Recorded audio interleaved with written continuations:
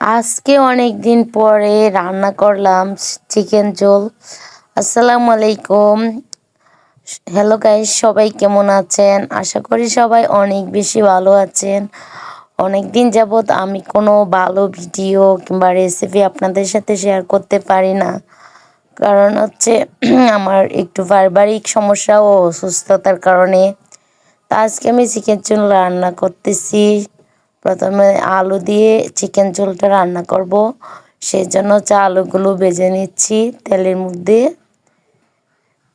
তা আমার কিন্তু আলুগুলো প্রায় ভাজা হয়ে গেছে, এখন আমি তুলে নিচ্ছি সুন্দরভাবে। সবগুলো আলু একে একে তুলে নিলাম। এখন আমি পেঁয়াজ, রসুন, তেজপাতা সব কিছু তেলের মধ্যে দিয়ে একটু হালকা করে ভেজে নিব। এখন আমি চিকেনগুলো দিয়ে দিব। তো চিকেন দিয়ে দিলাম।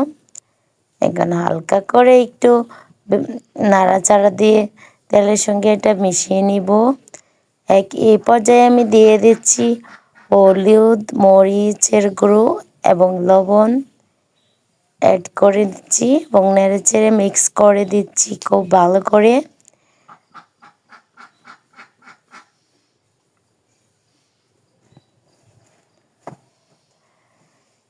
তো চিকেন ঝোল রান্না করার জন্য আজকে আমি অনেকটা বেশি ঝোল দেব, কারণ একটু অসুস্থ সেজন্য। এ পর্যায়ে আমি আদা জিরা বেটে তারপর মিক্স করে দিয়ে দিলাম। সেই সাথে এলাচ সহকারে সব কিছু একসাথেই বেটে নিয়েছিলাম। এখন আমি কষানোর পরে আলুগুলো দিয়ে দিলাম। আলুগুলো দিয়ে কিছুক্ষণ নাড়াচাড়া করে মিক্স করে অল্প একটু সময় কষিয়ে পানি দিয়ে দিয়েছি। এখন পরিমাণ মতো পানি দিয়ে দিব এবং হচ্ছে গিয়ে তরকারিটা হওয়ার আগ পর্যন্ত তাপ দিব উড়াধুরা।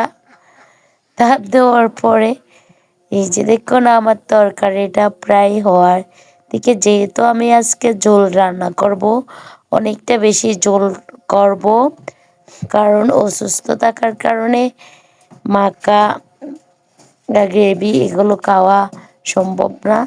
তো ঝোল রান্না করলেই খেতে হবে, যদিও এত বেশি খেতে ইচ্ছে করে না, তারপরেও এই যে ফাইনালি লুকটা। সবাই ভালো থাকবেন।